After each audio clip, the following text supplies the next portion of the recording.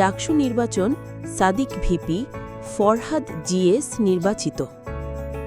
ঢাকা বিশ্ববিদ্যালয় কেন্দ্রীয় ছাত্র সংসদ বা ডাকসু নির্বাচনের ফল ঘোষণা করা হয়েছে।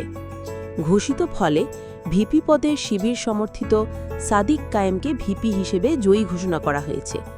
বুধবার 10 সেপ্টেম্বর সকালে আনুষ্ঠানিক ফলাফল ঘোষণা করেছে নির্বাচন কমিশন।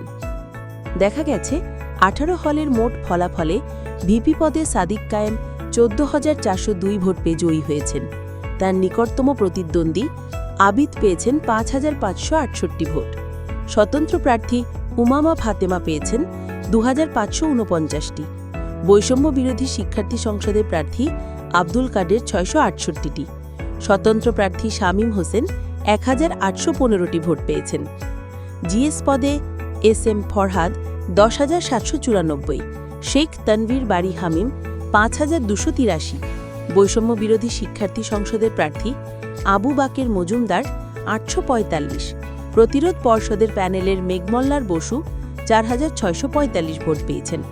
আর AGS পদে মহিউদ্দিন খান 9,501 আর ছাত্রদল সমর্থিত তানভীর আল আদি মায়েদ পেয়েছেন 4,258টি ভোট। দীর্ঘ 6 বছর পর অনুষ্ঠিত হয় মিনি পার্লামেন্ট খ্যাত ঢাকা বিশ্ববিদ্যালয় কেন্দ্রীয় ছাত্র সংসদ বা ডাকসু ও হল সংসদ নির্বাচন। মঙ্গলবার 9 সেপ্টেম্বর বিশ্ববিদ্যালয়ের 8টি কেন্দ্রে 810টি বুথে ভোট গ্রহণ অনুষ্ঠিত হয়।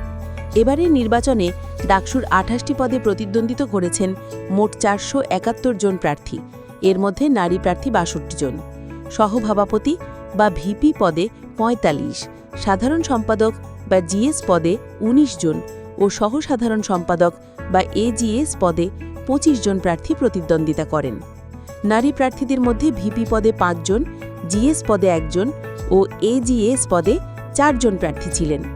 এবার মোট ভোটার ছিলেন 39,775 শিক্ষার্থী। এর মধ্যে ছাত্র ভোটার 20,873 এবং ছাত্রী ভোটার 18,902 জন। নির্বাচনে 80%-এরও বেশি ভোট গ্রহণ করা হয়েছে।